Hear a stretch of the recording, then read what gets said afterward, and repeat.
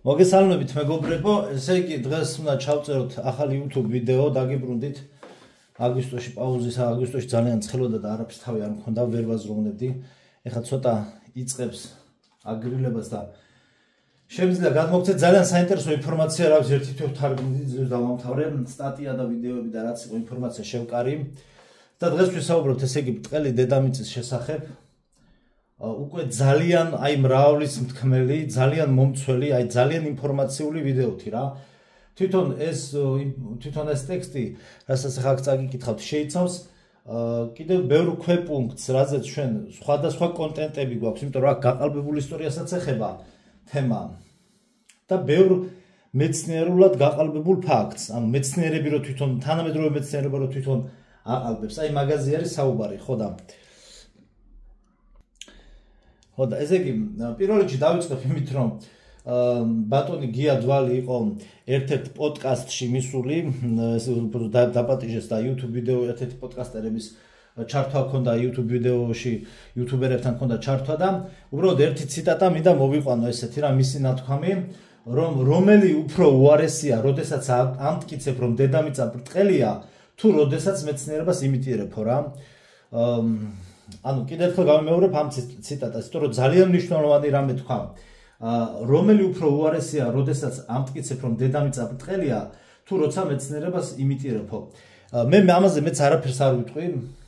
ბატონი გია დვალის ჩვენგან დიდი პატივისცემა, მაგრამ ბატონი გია დვალიც და მთლიანად ეგ მეცნიერება, რასაც ემსახურებიან, განსაკუთრებით გამოკვლევა შავხვრელებზე და ესე ვთქვა, ვარსკვლავურ ცაზე და galaktikებზე მე ვფიქრობ რომ ეს უბრალოდ ვიტყვი რომ წარმოუდგენელი რამეა და მორჩა მეც ვერაფერს დავამატებ რა თქმა უნდა მე ვერც მეცნიერებაში შევეჯიბრები ამ და სხვა ტიპის ბატონებს ვერც ცოდნაში მაგრამ რეალობა სინამდვილეში გახლავთ საერთოდ სხვა ეხლა მე ამაზე ვისაუბრებ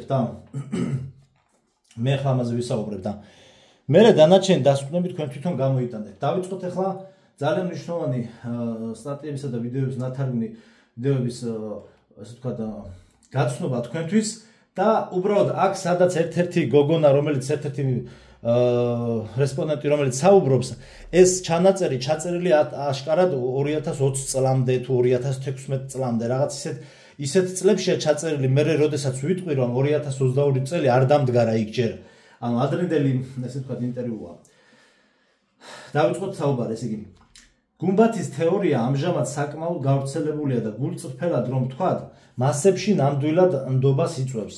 იმისათვის რომ რომელიმე თეორიამ აღიარება მოიპოვოს, ბუნებრივია საჭიროა გავარკვიოთ თუ სხვა რა თეორიები არსებობს. ძირითადი თეორია გახლავთ სფეროსებრი დედამიწის მოდელის თეორია. თქვენ იცით ხომ რომ არსებობს თეორია მრგვალი სფეროსებრი დედამიწის შესახებ. ნახევარი დედამიწის თეორია ბრტყელი დედამიწის თეორია და როგორც თქვენ ხვდებით რომ ბრტყელი დედამიწის თეორია გარკვეული ზედა დაფარვის გარეშე ვერ იარსებებს. სხვათა შორის ძველ ცივილიზაციურ ცოდნებში არსებობდა ვერსია იმაზე რომ არსებობს ჩვენი სამყაროსთვის ზედა სახურავი, რომელსაც ფიზიკასა და ქიმიაში ეთერი ეწოდება. ამ იდეას გარკვეული ეზოთერიკოსებიც ეთანხმებიან, რომ ეს სახურავი ეთერია. ანუ იგივე თხელი გაზი, დახვეწილი აირი, რომელიც არსებითად არსებობს და ამავდროულად არ არსებობს. რაღაც ასეთი მითოლოგიური კონცეფციაა. სინამდვილეში კი გუმბათი ნამდვილად არსებობს და ის ალმასისაა და ძალიან მკვრივი ნახშირბადისგან არის დამზადებული. თქვენ იცით ხომ, ნახშირბადი ძალიან მაღალი ტემპერატურასა და წნევაზე ზუსტად ალმასს წარმოქმნის. აქ დგას შემდეგი კითხვა. თუ კი გუმბათი არსებობს, პირველ რიგში ის რას ეყრდნობა? მეორე, როგორ მოხდა მისი ფორმირება და მესამე, რისთვის მოხდა მისი ფორმირება? აი ეს სამი კითხვა არის, რასაც ბრტყელი დედამიწის თეორია იკვლევს. ან კიდევ გუმბათის თეორია. ეს ორივე ერთი და იგივეა. ახლა მოდით ეს ცოტა გავაანალიზოთ. პირველ რიგში, იმისათვის რომ გავიგოთ თუ რა ფარავს ჩვენს გუმბათს, ამისათვის საჭიროა მივმართოთ ძველ საინფორმაციო წყაროებს. მაგალითად, ძველ აღთქმაში მკაფიოდ წერია, რომ დასაწყისისთვის ღმერთმა შექმნა ცა და მიწა და ცას წარმოადგენს გუმბათი. გუმბათის ზედა წყლები და გუმბათის ქვედა წყლები. ნუ აქ ჩემ კომენტარს გავაკეთებ იმასზე, რომ ზოგადად თეოლოგიურად განმარტებითად ღმერთმა შექმნა ცა და მიწა, ამაში თეოლოგიურად ისიც იგულისხმება, მთავარი იგულისხმება, რომ შექმნა ღმერთმა დრო და სივრცე. ნუ ამასაც კიდე სხვადასხვა მიმართულების განმარტებები აქვს, მაგრამ ძირითადად დრო და სივრცე იგულისხმება, მაგრამ ამ შემთხვევაში ნათქვამი ყურადღება გამახვილებულია გუმბათზე. ღმერთმა შექმნა ცა და მიწა და ცას წარმოადგენს გუმბათი. გუმბათის ზედა წყლები და გუმბათის ქვედა წყლები. აქ ისმის კითხვა, თუ რა წყლებზე აქ საუბარი. ეს მეტაფორაა, თუ ქიმიური შემადგენლობაა, თუ რა არის ეს? ესე იგი, თუ არ ვწდები წმინდა გრიგოლ ნოსელს ამ წყლებზე, ამ გუმბათის მყარს ზედა და მყარს ქვედა წყლებზე, როდესაც არის საუბარი, წმინდა გრიგოლ ნოსელი ამაში მოიაზრებს ანგელოზებს. ეს განმარტებითად რო ვთქვათ. რა თქმა უნდა, როცა წყალზეა საუბარი, აქ სითხე იგულისხმება და ნებისმიერ მის გამოვლინებაშიც ასევე. და ისე როგორც ჩვენ ეს გვგონია, ის შეიძლება მხოლოდ გუმბათის მაგვარი რაიმეს ქვეშ შეიძლება იმყოფებოდეს და აუცილებლად საჭიროა მისი ქიმიური შემადგენლობის გაგება. და აქ უკვე ჩვენ გვახსენდება კიდევ ერთი მითი უძველესი სამყაროდან, რომ თითქოს და არსებობს 3 ტიტანი, რომლების ზურგზეც ჩვენი პლანეტა დგას. რა იგულისხმება ამაში? აი აქაც უნდა შევეხოთ ქიმიას. რა არის იმის გაგება, როგორც ჟანგბადის მოლეკულის, იგი ქიმიის თვალსაზრისით დაუჯერებლად უნიკალურია, იმიტომ რომ ზოგიერთი ქიმიკოსი შეიძლება ახლა მე თქვენ ძალიან გაგაკვიროთ თავისი არსით, ეს შოკის მომგვრელი ჰიპოთეზაა, მაგრამ აი ბევრი ქიმიკოსი აღნიშნავს, რომ მიუხედავად იმისა, რომ ჟანგბადი აირია, ჟანგბადს მაინც მეტალის შემცველობა გააჩნია. საოცარი არა, ისინი უკავშირდებიან მეტალსაც და გაზსაც. ამიტომაც თუ კი ჟანგბადი ატომურ მდგომარეობაშია, ანუ ერთი ჟანგბადი, ერთი მოლეკულა ის პარტნიორობაში წყალბადთან მუშაობს და ფორმირდება ყველასთვის ცნობილი H2O. ის აღწევს როგორც ჩვენი პლანეტის გუმბათში, ასევე მის ზემოთაც. ასე რომ წყლის გაგება როგორც ასეთი სწორია. ამის შემდგომ მოდის ჟანგბადის ორი მოლეკულა O2. ეს ის აირია, რომელსაც ჩვენ ყველა ვსუნთქავთ. აი ყველაზე მაღლა კი ზემოთ პირდაპირ გუმბათთან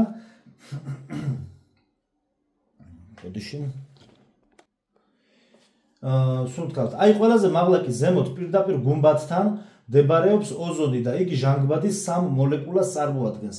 ახლა კი ყველაზე საინტერესო, იმისათვის რომ ამაზე ვისაუბრო როგორც მეცნიერულ საფუძვლებზე, არა როგორც გარკვეულ მეტაფორებსა და ფილოსოფიებზე, ამისათვის საჭიროა ქიმიასთან დაკავშირებულ წყაროებს მივმართოთ. ზღვის დონიდან 1000 კილომეტრზე და უფრო მაღლა უკვე ოზონია წარმოდგენილი -90 გრადუს ცელსიუსით.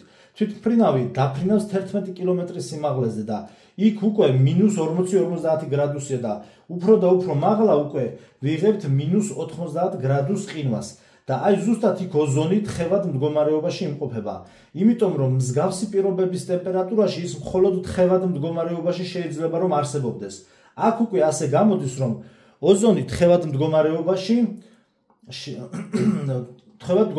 იმყოფება. შესაბამისად, შემდეგში თუ უფრო მაღლა ავალთ, ჩვენ შევხვდებით უკვე ჟანგბადის 4 მოლეკულას. ჟანგბადის 4 მოლეკულა პრაქტიკულად უკვე მყარი სხეულია და ზუსტად ეს წარმოადგენს იმის საფუძველს, რასაც ჩვენი გუმბათი იჭერს. ბუნებაში ჟანგბადის ბალანსი ყველაზე მნიშვნელოვანი ბალანსია ყველა სხვა შესაძლებლთა შორის. რატომ არის ასე? მოდი წარმოვიდგინოთ, რომ ოკეანეში წყლის დონე მოულოდნელად დავარდა. რა მოხდება ამ დროს? ცა იწყებს ვარდნას. სწორი არა? რაღაცა ფორმით საჭიროა ხომ ჟანგბადის გემბანის კომპენსირება რომ მოხდეს. არაფერი რომ არა ვთქვათ წყალზე. იგივეა თუ კი ჩვენ მეორე დონეზე O2-ის ამოწურვას ვიწყებთ. როგორი ფორმით? ავტომობილები, ქარხნები, ნებისმიერი ინდუსტრია ჟანგბადს ნახშირორჟანგად გარდაქმნის. ყალიბდება CO2. ჟანგბადი იწყებს კუდმას და ცვეთას. შესაბამისად, ცა კვლავ ვარდნას იწყებს. ისე როგორც ბიბლიაში აღწერილი ვარსკვლავები მიწაზე ჩამოცვივდება და მთვარე აღარ გამოსცემს ნათელსო. ეს რეალურადაც ხდება. ახლა ადამიანები დაბალ წნევას გრძნობენ. ელექტრომოწყობილობებში გაუმართავობებმა იმატა, იმიტომ რომ ჟანგბადის ფენამ მოძრაობა დაიწყო. რა უნდა გაკეთდეს ბუნებაში ამის კომპენსირება რომ მოხდეს? მყინვარების გადნობა? კი, მყინვარებმა დნობა დაიწყო, წყლის დონემ მოიმატა და ასე ხდება ჩვენი ცის უკან დაბრუნება, რა დონეზეც მანამდე იყო. ამიტომაც ყინულის დნობა აბსოლუტურად ქიმიურად გამართლებული და შეუქცევადი პროცესია და ახლო პერიოდებში ყინულები მთელი ძალებით დაიწყებენ კიდევ უფრო დნობას. გუმბათს ზევიდან და ქვევიდან უკაცრავად და რა აქვს წყალი ოზონის სახით. ზუსტად ოზონში დაცურავენ კოსმოსური ხომალდები. ისინი კი არ დაფრინავენ, არამედ დაცურავენ ოზონში. რაზეც არაერთი ვიდეო კადრიც მეტყოლებს და ისიც იმიტომ, რომ გუმბათის ზემოთ შეღწევას ვერცერთი ხომალდი ვერ შეძლებს. ეს კიდევ ძალიან საინტერესო და ცალკე თემაა, იმიტომ რომ მთელი NASA-ს თეორია სამეცნიერო თეორია არ გახლავთ. NASA-ს ეს თეორია ბუნებრივია, რომ ფალსიფიცირებულ ინფორმაციებზეა აგებული, რომლებსაც თითქოს და კოსმოსიდან იღებენ და ზემოდან კი ზუსტად ის ალმასის გუმბათი გვადევს თავზე. რაზეა დამოკიდებული ის მყინვარებზე დგას. თუ კი თქვენ დააკვირდებით დედამიწის რეალურ რუქას და კონტინენტების მდებარეობებს, თქვენ დაინახავთ, რომ წრიულად მიდის ყინულები.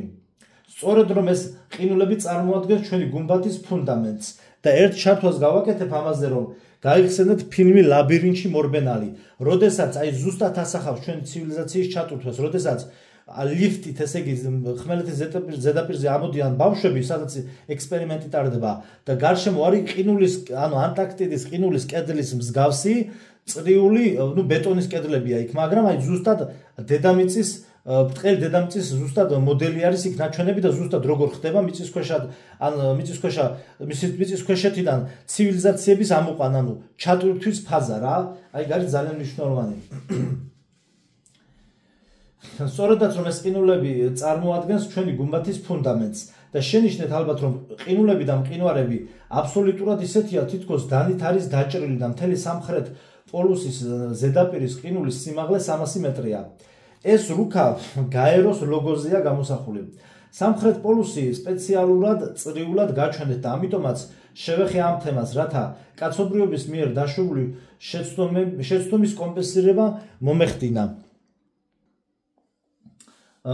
ყინულებმა გალღობა დაიწყეს. რა ხდება მხარდაჭერასთან დაკავშირებით? ის იშლება და გუმბათი ძველებურად იწყებს ვარდნას. ამიტომაც გამოდის, რომ ადამიანის მოქმედებებზე უზარმაზარ რაოდენობაში ჩვენი ბუნების მიმართ არასწორი ქმედებები შეინიშნება. მაგრამ ეს კიდევ არ არის მთავარი. მთავარი ის არის, რომ ამ ყველაფერთან ერთად გუმბათი გარკვეული ველიდან გვიფარავს, რომელიც უფრო მაღლა მდებარეობს. ის გვიცავს სხვა ცივილიზაციებისგან, რომლებიც არსებობენ. ჩვენ ხომ მშვენივრად ხვდებით, რომ ერთადერთები არ ვართ ამ სამყაროში. რა თქმა უნდა, ვიღაცები არიან და ზუსტად ეს გუმბათი გვიცავს იმ უცხო ცივილიზაციებისგან. იმისდა მიუხედავად თუ როგორ ცხოვრობთ ჩვენ. ახლა ჩვენ დავამთავრეთ ჟანგბადის 4 მოლეკულაზე საუბარი, რომლებიც გონებრივ ველს ქმნიან, ანუ არსებითად დედამიწის მაგნიტურ ველს. ხოლო გუმბათის ზევით უკვე 5, 6, 7 ჟანგბადის მოლეკულა არსებობს. ჩვენ კი ვიცით, რომ უძველესი წყაროებიდან რომ არსებობს ინფორმაცია იმაზე, თუ რამდენი ცა არსებობს. 7. მე-7 ცაზეა ბედნიერებისგანო, ნათქვამი რომ არის. უფრო მეტიც, ასეთი გამოთქმაც კი არსებობს. რუსულში არის ესეთი ნებასვოდ, ანუ ქართულად ითარგმნება როგორც წყლისგან შემდგარი ცა, ნებასვოდ, წყლისგან შემდგარი ცა. ჩვენს ძველ ენებში აბსოლუტურად ყველაფერზე არსებობს პასუხები და რა თქმა უნდა, როდესაც ჩვენ ვსაუბრობთ თუ რა არის 5, ეს 5-იც კი ოზონის თხევადი მყარი მდგომარეობაა, თხევად მყარი ფორმაა. თხევად მყარი რა არის? ეს არის ჟელე. ამიტომაც იყო ადრე ასეთი გამოთქმა, ჟელეს მდინარეები. ჩვენ ასევე რძის მდინარეების ჰქონდა უდესღაც? კი გვქონდა. საქმე იმაშია, რომ დაახლოებით 1000 წლის წინ ეს გუმბათი დიდებულ ცივილიზაციას ფარავდა. კაჟის ხანა სხვა ტიპის სასიცოცხლო ფორმაა. ჩვენ ამჟამად ნახშირბადზე დაფუძნებულ სიცოცხლის ფორმაში ვცხოვრობთ. შემდგომი სიცოცხლის ფორმა ლითონისაა. მანამდე კი კაჟის ცივილიზაცია არსებობდა. მის ნარჩენებს წარმოადგენს თანამედროვე მარჯნები და ზღვის ვარსკვლავები, ანუ მარჯნის რიფები. ასე რომ ისინი ჯერ კიდევ არსებობენ. უფრო მეტი ცხეები, რომლებიც არსებობდნენ ამ დროისათვის ჩემი აზრით 1000 ან 2000 მეტრი სიმაღლეც კი საკმარისი იქნებოდა ასეთი დიდი ზომის მცენარეებისთვის. ჩვენ თუ კი გვინდა რომ მტკიცებულება მივიღოთ, ისინი ამერიკაში ჯერ კიდევ არსებობენ. ეს გიგანტური ხეები დღემდე შემონახული იქნა ამერიკის მკაცრად დაცულ ტერიტორიებზე. სიტყვასიტყვით კი 200 წლის წინ ამ ხეებს ჭრიდნენ, ხერხავდნენ და სრულად ანადგურებდნენ და ყველა თანამედროვე ქვა, განსაკუთრებით კი ძვირფასი ქვები, ესენი კაჟის ეპოქის ყოფილი მტვერია. მთელი ეს უდაბნოები, რომლებიც ახლა არსებობს, ეს ძველი ეპოქის მტვერი გახლავთ. რაც შეეხება ზღვის ფსკერს, მტკნარ წყალში უცებ საიდან გაჩნდა ამდენი მარილი, ეს კვლავ განადგურებული წინა ცივილიზაცია გახლავთ.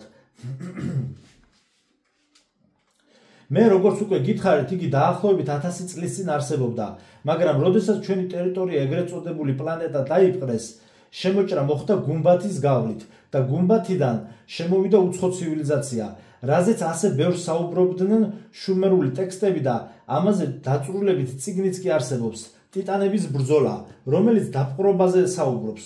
დაგვიპყრო ღმერთმა ანუმ. შემდეგ კი ღმერთ ანუსა და მის ვაჟებს შორის კიდევ ცალკე ბრძოლა მოხდა და საბოლოოდ პლანეტა დედამიწა მარდუგმა დაიპყრო და თუ კი არაპლანეტურ ცივილიზაციაზე ვისაუბრებთ, ზოგიერთი ქრონიკის მიხედვით ამჟამად ზუსტად ის მართავს პლანეტა დედამიწას.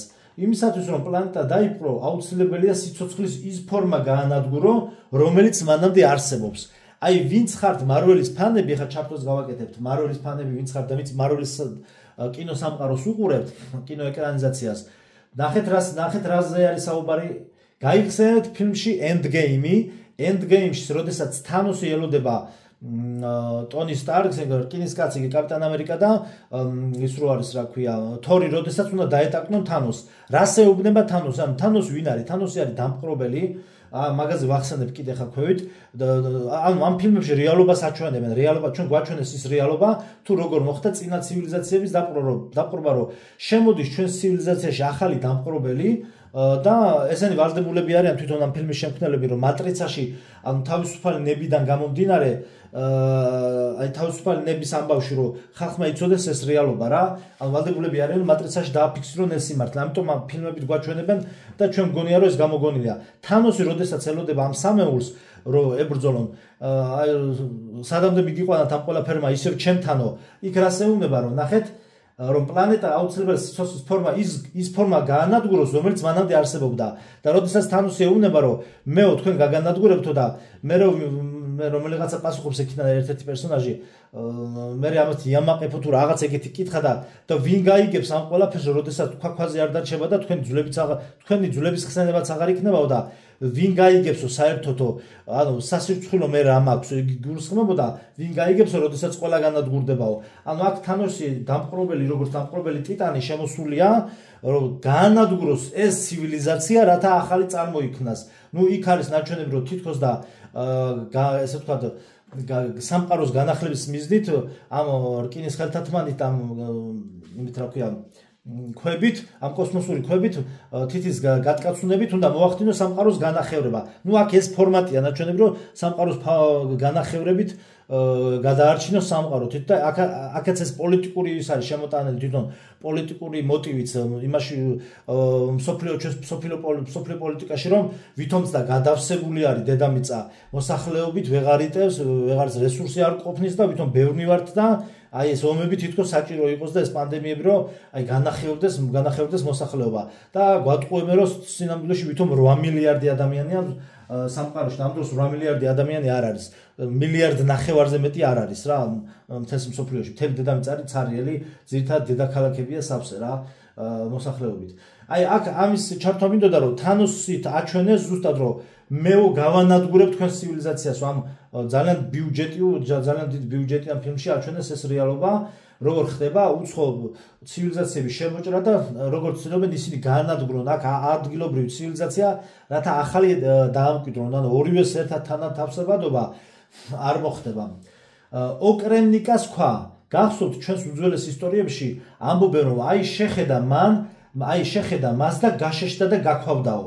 აი სოდომის ამბავი გაიხსენეთ, ძველი აღთქმა მე-19 თავი 26-ე მუხლი, აი ძველი აღთქმა 19:26. უკან მოიხედა ლოტის ცოლმა და იქცა იგი მარილის სვეტად. ანუ იმ პერიოდში, აი ბიბლიაშიც არის ესეც ნაჩვენები, ისევე როგორც იმ დროისათვის გოლიათები არსებობდნენო და აი დიდ გოლიათებზე რო არის საუბარი, რომ გაყალბებულ ისტორიაში, როდესაც საუბრობ ჩვენ ვთქვათ სიტყვაზე გრანდ კანიონი ამერიკის გაჭრილი არის გოლიათების მიერ და ესენი დატუსაღებული გოლიათები იყვნენ, რომლებიც მონებად მუშაობდნენ. და ამაზე როდესაც ყველაფერზე პასუხად კომენტარებში ეგეთი კითხვები აქვთ პასუხად, რომ ანუ ბიბლიაში სად ნახეს, ბიბლიაში ყველაფერი აღწერილი და ყველა ამ ცივილიზაციასთან შეხება და გადაკვეთა ხდება. და ზუსტად აი აქ არის ნაჩვენები, რომ როდესაც ლოტის ცოლი ტრიალდება და ქვავდება, აქ ჩვენ გაგებული გვაქვს ისე რომ ღმერთმა დასაჯა, მაგრამ სინამდვილეში სიკვდილის დადგომა აი ამ კაჟის ხანაში თუ კაჟის ცივილიზაციაში ხდებოდა გაქვავებით. ამიტომაც არის ეს კონსპირაციული თეორიები მე აქ TikTok-ზე და YouTube-ზე ძალიან ბევრი, რომ აი გაქვავებულ რაღაცა ნიანგებს ხედავენ, კონტინენტების ხელა რაღაცა დრაკონებს ხედავენ. ეხლა ეს ნამდვილად არის თუ არ არის, არ ვიცი, ბევრი გავს, მაგრამ ბევრი გავს, მაგრამ გიგანტებზე აღარ ვლაპარაკობ. ანუ მთებს ამსგავსებენ გაქვავებულ გიგანტებს და რომ ამოატრიალო ფოტოები პროფილში ეგრეც ესე ვთქვათ ჩანს კიდევაც და ეგრეც გავს კიდევაც რა. იმიტომ რომ ესე იგი უკან მოიხედა ლოტის ცოლმა და იქცა იგი მარილის სვეტად. იმიტომ რომ იმ ცივილიზაციაში სიკვდილად ითვლებოდა ქვად გადაქცევა, ანუ გაქვავება. და როდესაც ეს დიდი მასშტაბის ბრძოლა მიდიოდა, გადაწვეს ტყეები, დიდი ხანძარი იყო, მძაფრად იწვოდა ყველაფერი. ამ თემას კარგად წარმოგვიჩენს ფილმი ავატარი. პრაქტიკულად რეალურ ისტორიაზე გადაღებულია ეს ფილმი და წარმოგიდგენიათ, რამდენ გრადუსზე იყო ამ ტყეების ხანძრის ტემპერატურა ასული და რამდენი ნახშირორჟანგი გამოიყო ატმოსფეროში. ეს ნახშირორჟანგი ატმოსფეროს ზედა ფენებში ავიდა, იქ სადაც ოზონის თხევადი ფაზა O3-ია. წყალბადი ყოველთვის არის ეს მსუბუქი აირია და ყოველთვის ზევით ადის, პლუს ნახშირბადი. რა გამოვიდა? C3, A6, O3. რძემჟავა და რძემჟავა ჟელეს სანაპიროების მეშვეობით მოხვდა მიწაზე და H2O, ანუ ჩვეულებრივი კლასიკური წყალი. ახალი სიცოცხლის ფორმირების კანონების მიხედვით, სიცოცხლის ის ფორმა, რომელიც მოხდა წყალში, გარკვეული ქიმიური ცვლილებებით ის ახალი ბიოლოგიური სიცოცხლის იმიჯის ფორმირებას ახდენს.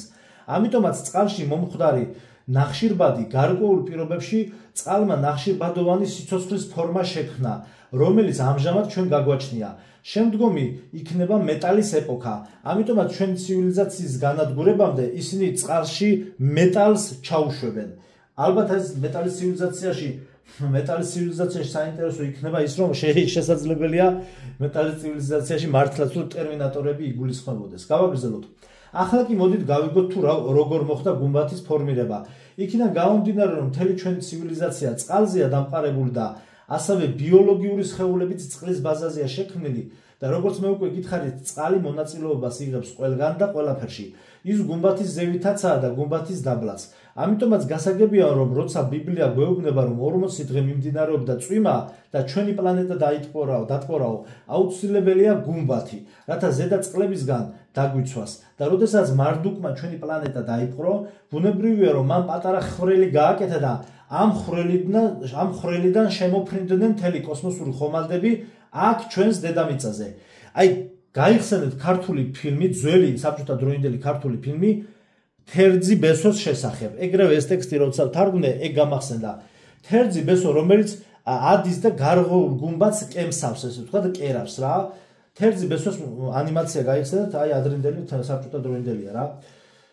და ასევე აქ გავიხსენოთ, წეღა როგორც ვახსენე, ისევ თანოს უნდა დავუბრუნდეთ მარველის კინოსამყაროში, როდესაც პირველ Avengers-ებში, პირველ შურისმაძიებლებში ლოკის ხელმძღვანელობით ამ ცივილიზაციას არ ერქვა, ეხლა უცებ ვერ ვიხსენებ, მაგრამ ლოკის ხელმძღვანელობით ეს ეგ რასა უცხო ცივილიზაცია შემოიჭრება ნიუ-იორკის თავზე გაიხსნება წრიული პორტალი და ხდება შემოჭრა. აი ზუსტად აქ არის ნაჩვენები, რომ ასე ანუ გამოანგრიეს თუ რა გააკეთეს ამ ვერსიაში ასეა ნათქვამი, რომ ასე მოხდა, ამ ხვრელიდან მოხდა კოსმოსური ხომალდების ჩვენს დედამიწაზე მოხვედრა. ან და ზუსტად ამ პირველ შურისმაძიებლებში მარველში ნაჩვენები, ზუსტად ეგ მაგათი შემოჭრა რა. ჩიტაურები, ხო აი მადლობა, აი გამახსენდა საბამ, ჩიტაურები ერქვა. ჩიტაურების რასა იყო შემოჭრილი, დიდი მადლობა. ხო, შემდგომ კი საჭირო გახდა, რომ ეს ხვრელი დაეცვათ. რა გააკეთეს ახლა მათ? აიღეს ზუსტად ის ხეები, რომლებიც კაჟის მტრად გადაიქცნენ, ანუ ქვებად.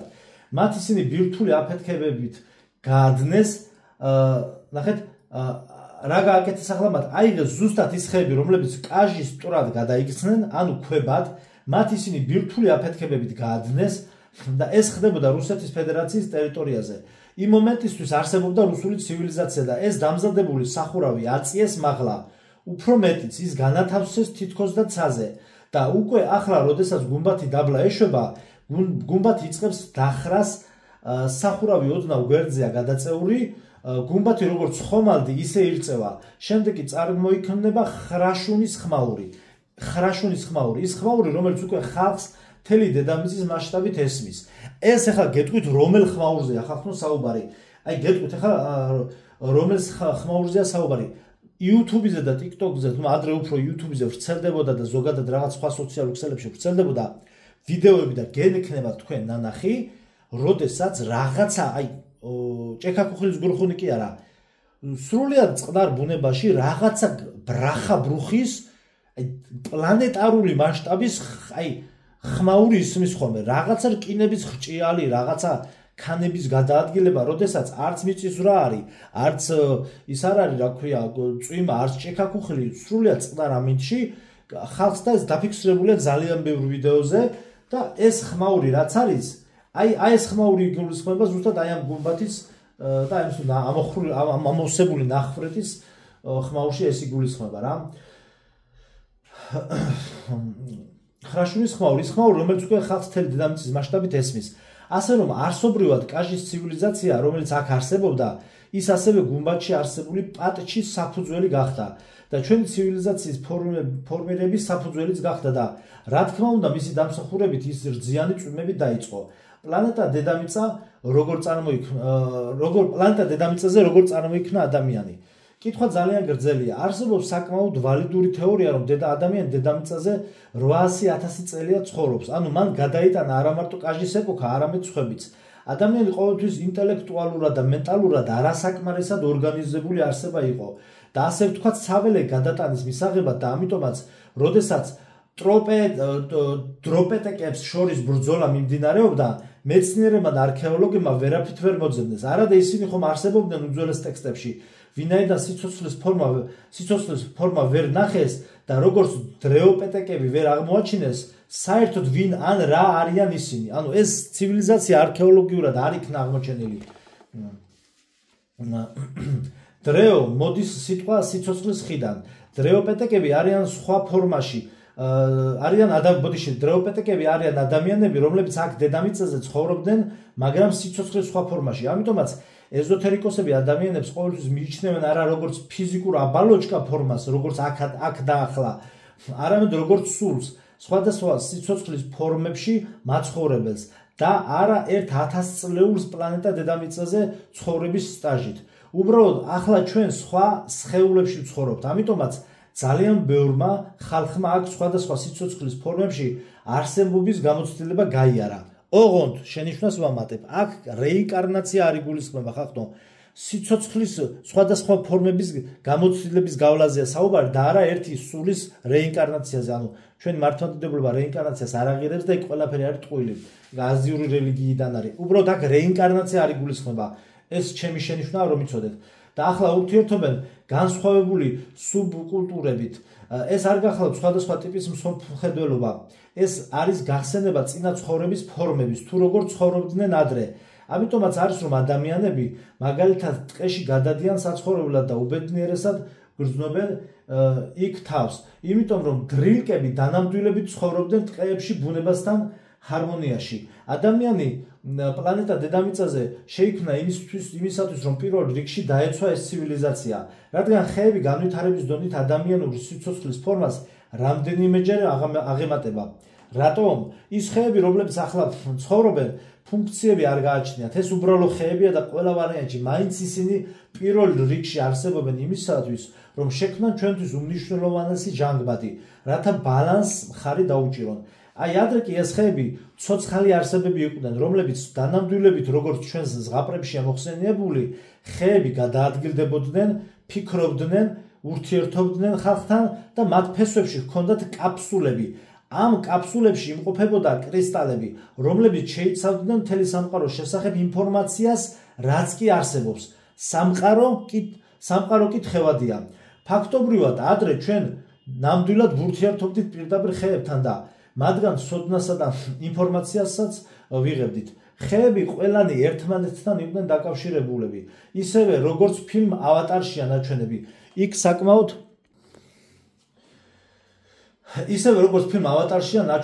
საკმაოდ დეტალებშია ეს გადმოცემული. ისინი მთელი ფესვებითა და ფოთლებით ერთმანეთთან ურთიერთობდნენ და ნამდვილად ინახავდნენ გარდაცვლილი ადამიანების სულებს და შესაძლებელი იყო ნებისმიერი გარდაცვლილი ადამიანის სულთან დაკავშირება ხეების საშუალებით. მაგრამ, როდესაც სხვადასხვა მიზეზების გამო ეს ხეები განადგურებული იქნენ, პირველ რიგში პლანეტის დაუფლების მიზნით, მეორე რიგში სამშენებლო მასალებისთვის, რა თქმა უნდა, ამისათვის საჭირო გახდა სხვა ცივილიზაციის ჩამოსახლება. ამიტომაც მთელი თანამედროვე მეცნიერება სიცრუეა. აი, რითაც თავიდან დავიწყე, ამის პასუხი ეს არის. ამიტომაც მთელი თანამედროვე მეცნიერება სიცრუეა. მოდით ყველაზე უბრალო მაგალითზე შევხედოთ. გუმბათის თეორიის ერთ-ერთ ელემენტს ღრუბლების უცნაური ფორმები წარმოადგენს. თანამედროვე მეცნიერები ცდილობენ, რომ სწორად ახსნან ის ფაქტი, თითქოს და ღრუბლები წყლისგან შედგებოდეს. მით უმეტეს, რომ ამ საკითხსაც ორ ნაწილად ყოფენ, რომ ღრუბლების ერთი კატეგორია სამხრეთ ნახევარსფეროში ორთქლისგან შედგება და იქ ნაწილაკები, ანუ წყლის წვეთები, ხოლო ჩრდილოეთ ნახევარსფეროში არანაირ ახსნაში მსგავსი რამ უკვე აღარ ჯდება, იმიტომ რომ იქ -50 გრადუსია. შეგახსენებთ, რომ -50 გრადუსზე წყალი რა ფორმას იღებს? რა თქმა უნდა, ყინულოვან ფორმას. ანუ თოვლი, ანუ იქ სიმაღლეზე ყინულია ჩამოკიდებული. ასევე მეცნიერებმა გამოითვალეს ყველაზე მსუბუქი სიმძიმის ღრუბელი. ანუ ეს ოფიციალურ ციფრებზეა, ხა ნახეთ საუბარი. ანუ მეცნიერებმა გამოითვალეს ყველაზე მსუბუქი სიმძიმის ღრუბელი 600 მილიონი ტონაა. კარგი, თუ კი 600 მილიონი ტონა ყინულია სადღაც საშია, ანუ კარგი, თუ კი 600 მილიონი ტონა ყინულია სადღაც საში გამოკიდებული, მაშინ როგორ შეუძლია მასში თვითმფრინავს გავლა. მით უმეტეს რომ როცა ლაინერი მიფრინავს, ის ინვერსიულ კვალს ტოვებს. მართლაც და როდესაც ორთქლი ჩნდება და რაღაც გაივლის ამ ორთქლში, ამ დროს წარმოიქმნება ინვერსიული წრეები. მაგრამ როცა ჩვენ ვლაპარაკობთ ყინულზე, ყინულის ნაჭერი, რომელიც 600 მილიონ ტონას იწონის, როგორ შეიძლება ისე გაიაროს ლაინერმა მასში, რომ საქარე მინები არ ჩაიმცხრეს. პილოტების თვალწინ საქარე მინები არ ჩაიმცხრეს. მე იმაზე აღარ ვლაპარაკობ, რომ თუ კი ეს თოვლის ნაწილაკებია, თავისი ძრავა გააჩნია და არბუტის შიგნით ცხელდება. ხალხისგან სითბო გამოიყოფა. ადამიანები შიგნით სუნთქავენ, ანუ პლუს ტემპერატურაზე აქვს საუბარი. ეს კი იმაზე მეტყველებს, რომ ღრუბლებში პირდაპირ გამჭოლად გავლით ეს პროცესი კაკ მინიმუმ მინებზე წყლის წვეთებს უნდა ტოვებდეს. ასე ხომ? მაგრამ მსგავსი არაფერი არ ხდება.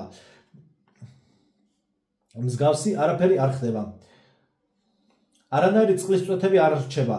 ღრუბლები არანაირი ორთქლის მატარებლები არ არიან. მით უმეტეს, რომ წყლის წვეთების და განსაკუთრებით კი ყინულის მატარებელი. სინამდვილეში ღრუბლები გახლავთ გუმბათის გამაგრილებელი პროდუქტი. ზუსტად იმ ოზონის ცხელ გუმბათთან შეხების დროს წარმოიქმნება კონდენსატი. გუმბათის ქვეშ ძალიან ცივა, მაგრამ გუმბათის ზევით ძალიან ცხელა. წარმოიქმნება კონდენსატი და ეს კონდენსატი ზევიდან ქვევით დაბლა ეშვება ღრუბლების სახით. ანუ ზევიდან ქვევით ეშვება ღრუბლების სახით და არა ქვევიდან ზემოთ, რასაც აი ეს ოფიციალური ენციკლოპედიები რასაც გვიყვებიან.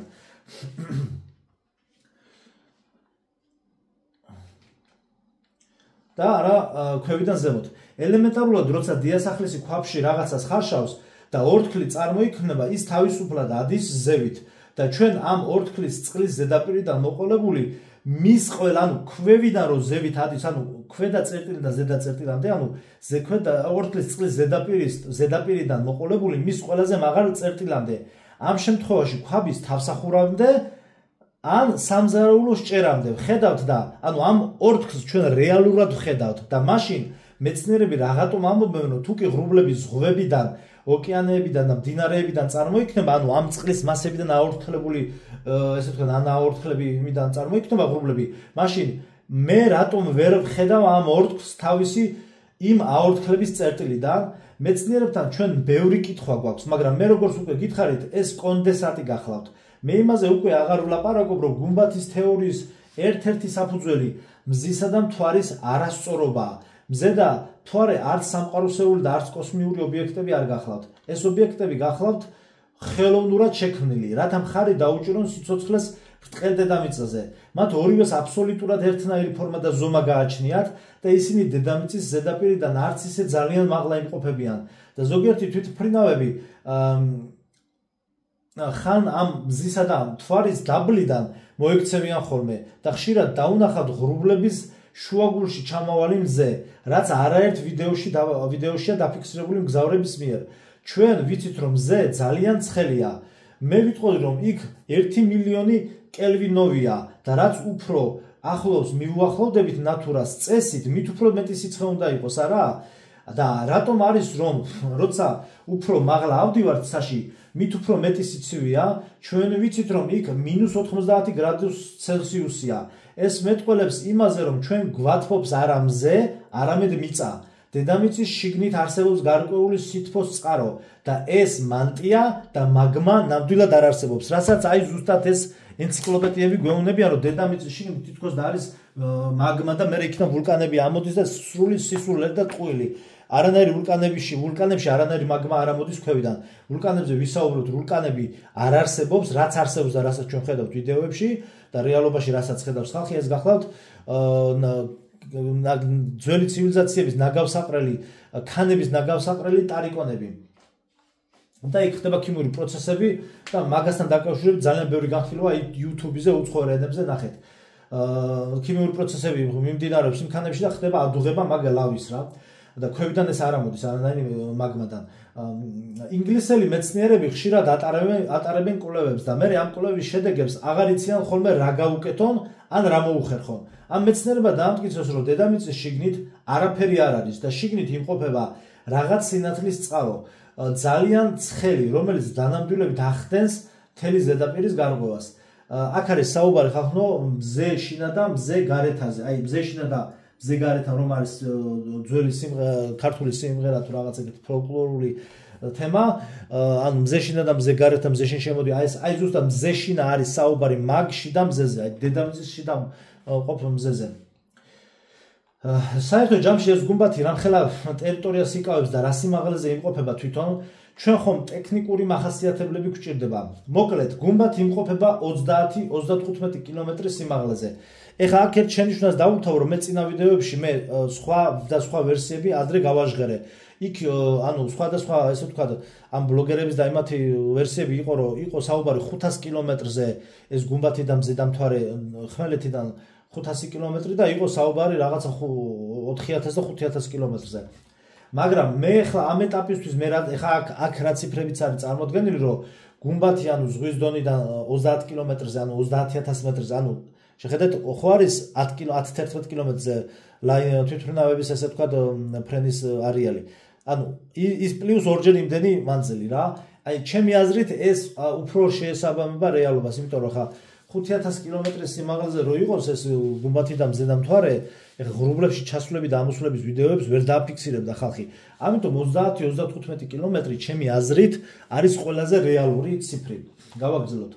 მოკლედ გუმბათი იმყოფება 30-35 კილომეტრის სიმაღლეზე, ანუ არც თუ ისე ძალიან მაღლა და შესაბამისად მზედამთვარე მნიშვნელოვნად უფრო დაბლა ტერიტორიაზე მოძრაობენ ცაში. აი დედამიწის ტერიტორიის მოედანი კი ნამდვილად ძალიან გაგაუცებთ. ეს არც მოედანი და არც პლანეტა დედამიწის რადიუსია. ჩვენი პლანეტა დედამიწა ფლობს ათეულობით ბევრჯერ მეტ ტერიტორიის რადიუსს, ვიდრე ამას ჩვენ ოფიციალური მეცნიერება გვიყვება. რომ წარმოიდგინოთ ბუკვალურად 1000 წლის წინ ჩვენთან ხარობდა 2 კილომეტრის სიმაღლის მცენარეები და ეს გახლდათ უზარმაზარი ცივილიზაცია. ატლანტიკური ოკეანისა და წყნარი ოკეანის ფსკერებზე დღემდე არსებობენ უზარმაზარი შენობები, სადაც ადამიანი უმცირესი აგურის ნაწილს წარმოადგენს. უამრავი პირამიდაა, განსაკუთრებით წყნარ ოკეანეში არის ხახნო უამრავი პირამიდა. იაპონიასთან ახლოს მდებარე კუნძულებთან, წყნარ ოკეანეში ფსკერზე. ეს გახლდათ უზარმაზარი ცივილიზაცია, რომელსაც 6400 კილომეტრის მოედნის ტერიტორია არ ყოფნიდათ. ალბათ დამეთანხმებით. ამიტომაც ჩვენს ცივილიზაციას უფრო მეტი ტერიტორია აქვს და ჩვენ კიდევ უფრო დიდ მოედანს დავეპატრონეთ. ახლა უკვე ჩვენი გუმბათი შევიწროებულია და მცირე ფართობამდეა შემცირებული. რა ხდება ახლა კლიმატის მიმართულებით? კლიმატი იცვლება და ეს შეუქცევადი პროცესი გახლავთ და 2022 წლისთვის პროცესები უკვე მთლიანად იქნება დასრულებული. რა ხდება შიდა მზეზე? საუბარია იმ გაურკვეველ შიდა გათბობის წყაროზე, რაზეც უკვე გესაუბრეთ. ნუ აქ ხა მე ერთს დავამატებ, აი ჩემ აზრს, რომ შიდა მზის თეორიას და ის რო ათბობს, აი ყველაფერში ვეთანხმები, უბრალოდ აი ნახეთ მე რო ვთქვა ჩემი ესე თქვა კვლევის საგანი რაც არის ეს, ნელ-ნელა რომ მივყვები, მე ყველაფერზე ერთდროულად არ მაქვს პასუხები. ამიტომ მე არ მაქვს მაგალითად ეხლა პირველ რიგში არ მაქვს პასუხი იმაზე, აი აქ რაც მოვყვები, ვეთანხმები ამ შიდა მზის ამბავში, რომ სავარაუდოდ შიდა მზე ქვედა სითბოს წყარო, მისის ქვედა სითბოს წყარო, ესე თქვა გვაწვდის სითბოს ენერგიას და არა მზე, მაგრამ უბრალოდ მე ვერ ხვდები მაშინ ჩრდილში, ანუ ზაფხულში განსაკუთრებით ჩრდილში რატო ხდება, ანუ ჩრდილში რო ემალები მზეს, ანუ რატო გცხელა ნაკლებად და მზეზე მეტად რატო გცხელა. მე მაგ შეკითხვა მაქვს აი ამ თემაში, მეტი არაფერი და ალბათ მომავალში მაგ კითხვაზეც გავცემ პასუხს რა. ესე იგი, პროცესი რა ხდება შიდა მზეზე? საუბარია იმ გაურკვეველ შიდა გათბობის წყაროზე, რაზეც უკვე გესაუბრეთ, რომელიც დედამიწაზე სიცოცხლეს გვაძლევს და აი ამ მზემ დაიწყო თავისი მოძრაობა. მოკლედ ეს შიდა მზე აი აქ კონტინენტებს შორის ქვევით გადაადგილდება რა. ეხლა უყურეთ. როგორ გავიგოთ ამ მზემ დაიწყო, შიდა მზემ დაიწყო მოძრაობა. როგორ გავიგოთ თუ საიდან რომელი მიმართულებით მოძრაობს იგი? ეს ძალიან უბრალოდაა. საკმარისია რომ სოფლიოს პოლიტიკურ რუკას დავხედოთ, აქ გამოსახულია გარკვეული ტიპის ქვეყნები და დროშები. დროშები, ანუ რომლებზეც მზეებია გამოსახული და თუ კი ადრე მზე ეთიოპიაში იმყოფებოდა აფრიკულ კონტინენტზე და ამიტომაც საჰარა იყო გაუდაბურებული, სამაგიეროდ ახლა 2016 წლის დასაწყისში შიდა მზე თავის მოძრაობას ინდოეთის მიმართულებით განაგრძობს და 2022 წლისთვის იგი ინდოეთთან გაჩერდება. ანუ ინდოეთის ხმელეთის ზედაპირის ქვეშ. აი ამიტომაც ხდება ყველაზე დიდი მაგნიტური ანომალიები ზუსტად აი ამ ადგილზე. არაბულ ქვეყნებში ახლა ძალიან არასტაბილური კლიმატია. ჩინეთში გამოჩნდა ქვიშის ქარიშხლები და ძალიან მალე ჩინეთი უდაბნოდ გადაიქცევა. ამიტომაც მთელი თანამედროვე ომები გახლავთ იმისთვის რომ დაიკავონ ღმერთისგან დალოცვილი ადგილები დედამიწაზე და ეს ომებიც დაკავშირებულია გუმბათისა და ბრტყელი დედამიწის თეორიასთან. ამ მოძრაობას ახლავს კლიმატის ცვლილებები და არა მხოლოდ ამერიკის კონტინენტების გაერთიანების კუთხით, იმიტომ რომ შიდა მზე გადის უკვე, არამედ ასევე მოხდება ეგრეთ წოდებული პოლუსების გადატრიალება. რატომ ეგრეთ წოდებული? იმიტომ რომ არანაირი პოლუსები არ არსებობენ. პოლუსებს რომ ეარსებათ, მაშინ ოკეანეში მცურავი მთელი ხომალდების ნაკადები მიზიდულები იქნებოდნენ მაგნიტური პოლუსებისკენ. იმიტომ რომ აქ მაგნიტური ხაზების ყველაზე მაქსიმალური კონვერგენციაა. მაგნიტური ხაზები ყოველთვის იკრიბება იქ, სადაც ისინი ყველაზე მკვრივია. თუ ეკვატორზე ჩატვირთული არაა, მაშინ პოლუსებზე მაქსიმალური სიმჭიდროვე გააჩნია. ანუ ჰაერში უმოძრაო დარჩენილი თვითმფრინავი ავტომატურად ჩრდილოეთ პოლუსისკენ წავიდოდა. შესაბამისად, ზღვაში მოტივტივე გემიც ავტომატურად ჩრდილოეთ პოლუსისკენ უნდა მიდიოდეს. რადგანაც ასე არ ხდება, ეს იმას ნიშნავს, რომ ჩრდილოეთ პოლუსი არ არსებობს. რაც შეეხება დედამიწის კიდეებს, ბევრი ეცადა მის პოვნას, მაგრამ ეს ტექნიკურად შეუძლებელია, იმიტომ რომ ეს დედამიწის კიდე 300 მეტრიანი სიმაღლის, ბოდიშით ესე იგი რას ვამბობ, იცით? აი, როდესაც ბრტყელი, აი ხარაზეა საუბარი, ნახეთ, როდესაც ბრტყელი დედამიწის საკითხს მიადგებიან ხოლმე და მე ხალხი კომენტარებში ღლიცინებს და იწყებენ საუბარს, აბა მაშინ რომ მიდიხარ გადავარდებიო, ეს სისულელე რო სკოლაში ჩაუდეს ბავშვებს ტვინში. ანუ აქ საუბარი რაზეა? დედამიწის კიდეზეა საუბარი. ანუ სადღაც რო გადავარდე, ესე იგი კიდეზე უნდა მივხვდი. ეხლა აქ ჩვენ ვისაუბრებთ დედამიწის კიდე. რამდენად შორს შეიძლება იყოს ჩვენგან და ზოგადად დასასრული ამას გააჩნია თუ არა. აი ხა აი კარგად მოусმინეთ. აი რომ მიდიხარ და გადავარდებიო, აი მაგ კიდეზეა საუბარი. კარგად მოусმინეთ. რაც შეეხება დედამიწის კიდეებს, ბევრი ეცადა და მის პოვნას, მაგრამ ეს ტექნიკურად შეუძლებელია. იმიტომ რომ ეს დედამიწის კიდე 300 მეტრიანი სიმაღლის ყინულის მყინვარის კედლითაა გარშემორტყმული. ასე ვთქვათ, მთლიანი ჩვენი პლანეტა დედამიწა დანამდვილებით უზარმაზარი სახლის ქვეშაა განთავსებული და მხოლოდ ჩვენი ნაწილი, რომელიც გუმბათითაა დაფარული, ზუსტად ის ჩვენი შიდა მზის წყალობით მან გაადნო გარკვეული ნაწილი. ამის გამო გვაქვს სითბო.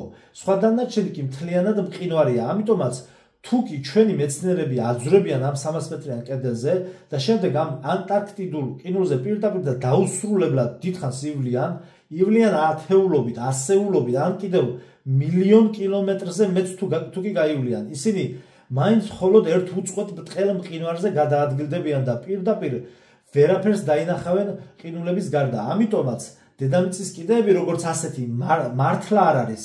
ჩვენი პლანეტა ბევრად ძალიან დიდია იმისათვის, რომ მისი კიდეები და დასასრული მოვძებნოთ. ბევრს უკითხავს კიდეც ხოლმე, მაშინ როგორ ხდება მსოფლიოს გარშემო მოგზაურობაო, როცა ინგლისიდან გამოდიოდნენ გემებით, შემდეგ დედამიწას მთლიანად წრეს არ ტყავდნენ და ისევ ინგლისში შედიოდნენ. თუ კი დედამიწას სფერო არ არის, მაშინ როგორ ხდებოდა ეს დედამიწის გარშემო მოგზაურობა?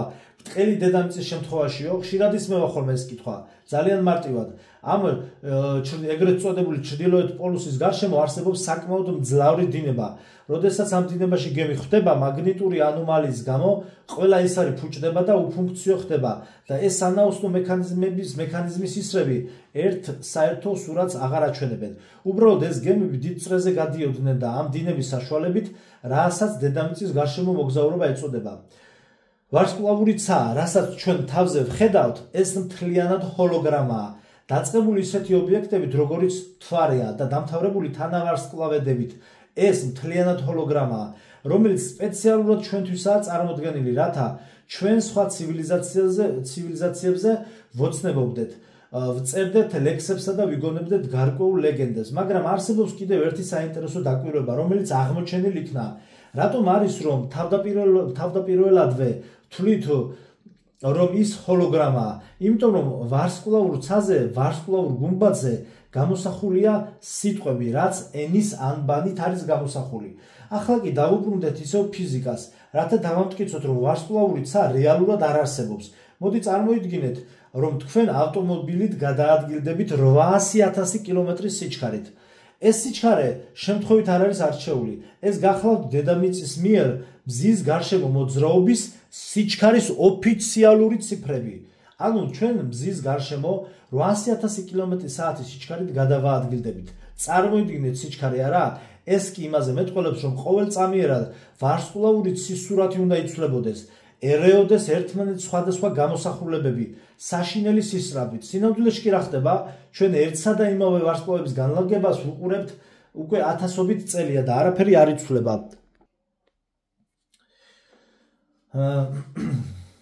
წარმოიდგინეთ სიჩქარე არა, ეს კი იმაზე მეტყველებს, რომ ყოველწამიერად ვარსკვლავური ცის სურათი უნდა იცვლებოდეს, ერეოდეს ერთმანეთს სხვადასხვა გამოსახულებები, საშინელი სისწრაფით. სინამდვილეში კი რა ხდება? ჩვენ ერთსა და იმავე ვარსკვლავების განლაგებას ვუყურებთ უკვე ათასობით წელია და არაფერი არ იცვლება. სტატიკურად ერთი და იგივე სურათი დგას ცაზე. ეს მეტყველებს იმაზე, რომ ვარსკვლავური ცა საერთოდ არ არსებობს.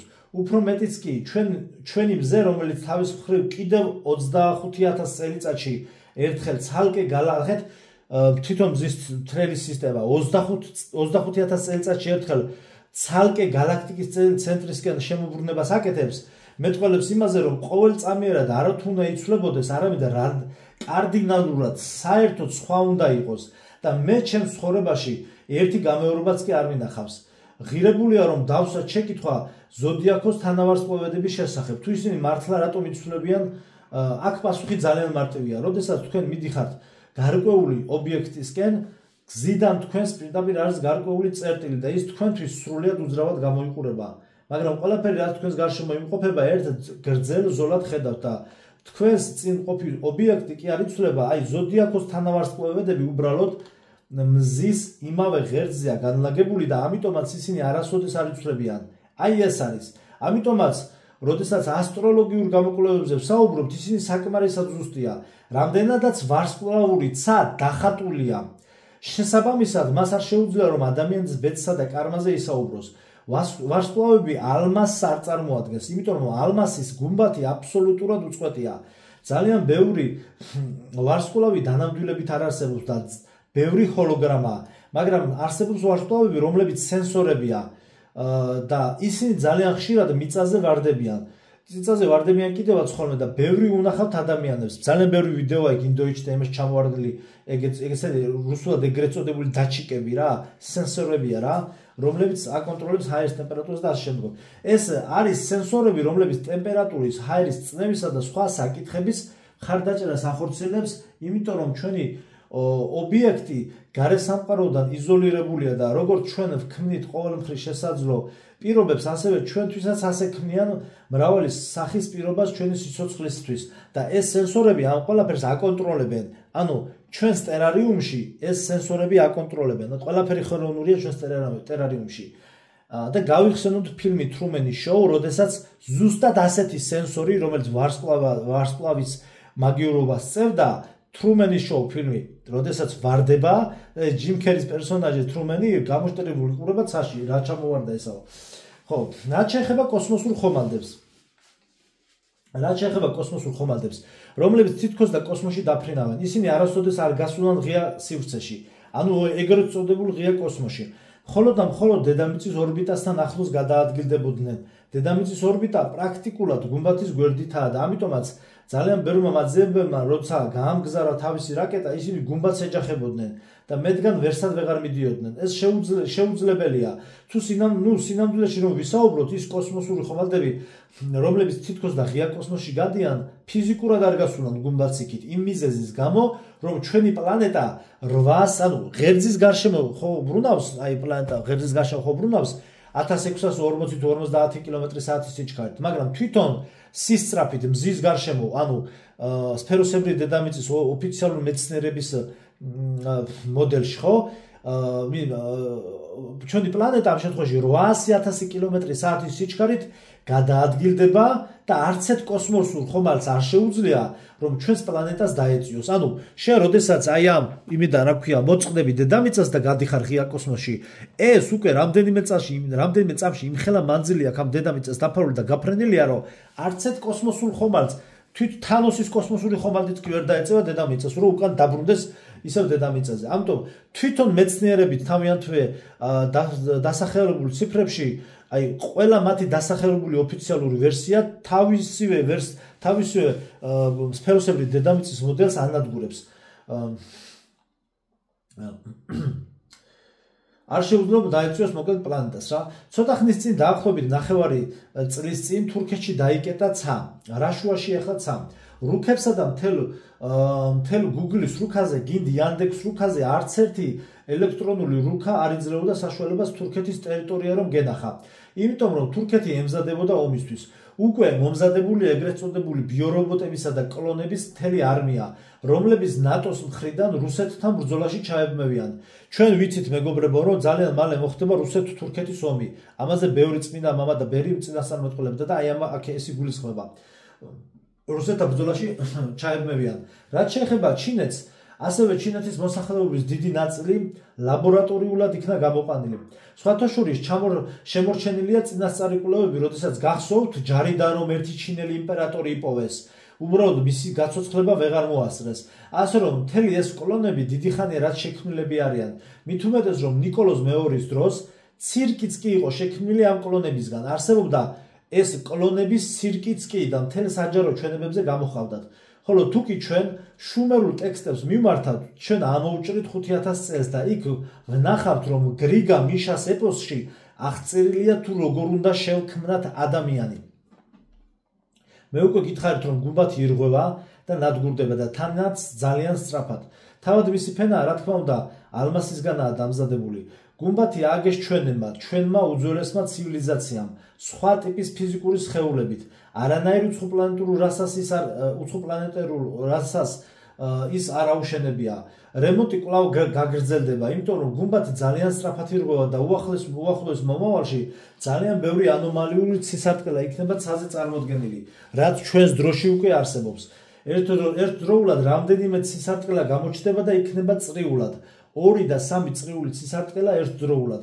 უკვე გაისიდან კი თავად ცა განსხვავებულ ფერებში დაიწყებს ნათებას. გუმბათის ზემოთ მრავალფეროვანი ფერებია.